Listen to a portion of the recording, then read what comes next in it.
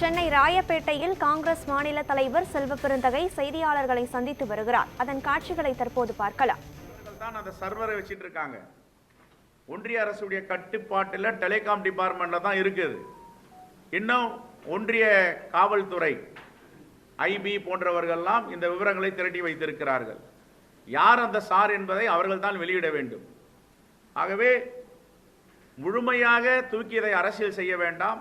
நேற்று உயர்நீதிமன்ற நீதிபதி நீதியரசர் வேல்முருகன் அவர்கள் கூட தெளிவாக அதை சொல்லியிருக்கிறார்.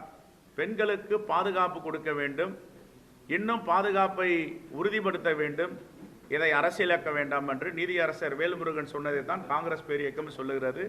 இதை அரசியலாக்குவதற்கு விரும்பவில்லை.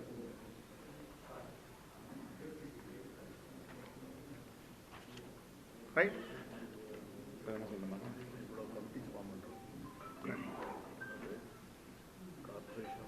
அந்த புத்தகம் போட்டிருக்க மதன அந்த புத்தகத்தில்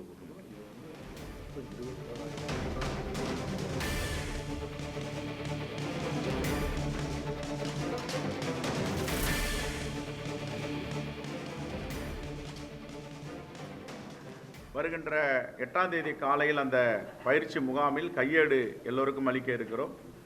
அந்த கையேட்டில் என்னென்ன குறிப்புகள் இருக்கிறது, எப்படி கிராம கமிட்டியை அமைக்க வேண்டும், நகராட்சி, பேரூராட்சி, மாநகராட்சி, இதற்கெல்லாம் வழிகாட்டுதல்களை அதில் குறிப்பிட்டிருக்கிறோம். குறிப்பாக சென்னை மாநகராட்சி ஏற்கனவே 21 மாநகராட்சி இருந்தது. இப்பொழுது புதியதாக தமிழ்நாடு அரசு 4 மாநகராட்சியை அறிவித்திருக்கிறது. மொத்தம் தமிழ்நாட்டில் 25 மாநகராட்சிகள். 25 மாநகராட்சிகளிலும் 1374 வார்டுகள் இருக்கின்றன. இந்த 1374 வார்டுகளுக்கும் ஒரு வார்டுக்கு 10 உறுப்பினர்கள் என்ற அடிப்படையில் தலைவர், பொருளாளர், செயலாளர், துணைத் தலைவர், செயற்குழு உறுப்பினர்கள் நியமிக்க இருக்கிறோம். அதே போன்று முனிசிபாலிட்டி 138 இருக்கிறது. இந்த 138 முனிசிபாலிட்டியில் 3843 வார்டுகள் இருக்கின்றன.